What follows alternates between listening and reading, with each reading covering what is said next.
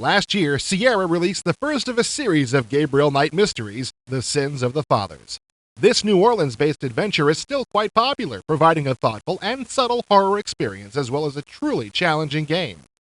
This fall, the sequel will finally arrive. It's called The Beast Within, and while it also stars Shadowhunter Knight and his assistant Grace Nakamura, players are in for more than a few surprises. The most obvious difference between The Beast Within and its predecessor is visual style.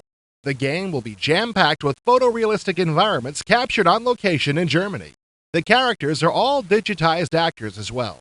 Sierra's Jane Jensen, the writer and designer of the Gabriel Knight series, explains. Phantasmagoria spent $4 million building that studio, basically, and pioneering that kind of technology, and we're using it all. Yeah. In fact, we were able to take advantage of a lot of things they learned in the process. So the technology is certainly cutting edge for Sierra. Like the first Gabriel Knight adventure, the story is divided into chapters instead of days. The player alternates control between Gabriel and Grace each chapter.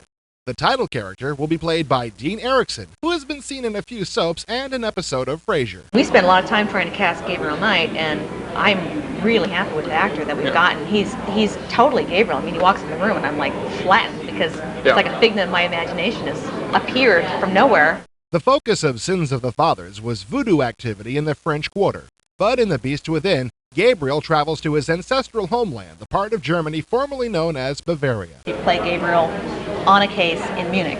So he's in the big city, and he's investigating a series of killings. The bodies have been found mutilated by an animal. And there were a pair of wolves, male and female, that escaped from the local zoo in Munich.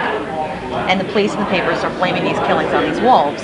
But as is usually the case in this sort of story, the simplest explanation is almost definitely the wrong one. Eventually, he begins to suspect that, of course, the zoo wolves aren't doing the killings at all, and in fact, but their disappearance is obviously important.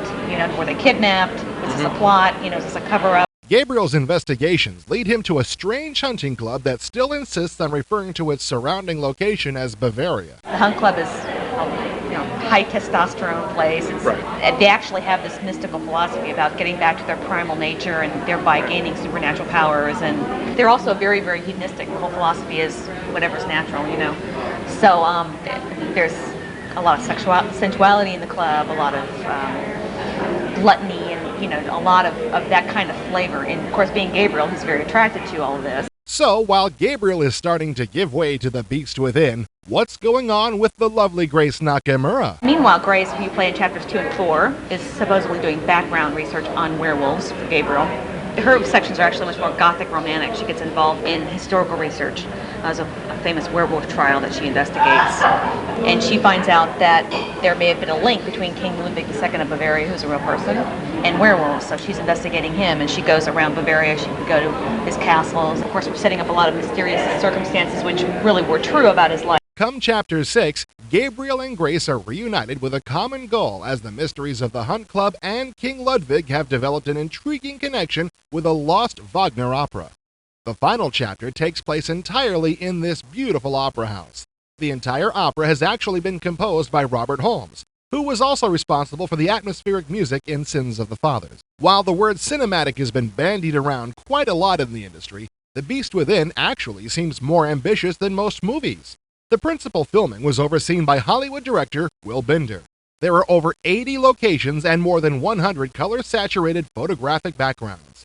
The final product will probably take up at least 6 CD-ROMs, one for each chapter. There's a lot of things to do. There's a lot of material to read. There's a lot of, there's diaries, and there's leads to follow, and there's a lot of places to go, and there's a lot of people to talk to, and there's a lot of things to see and do.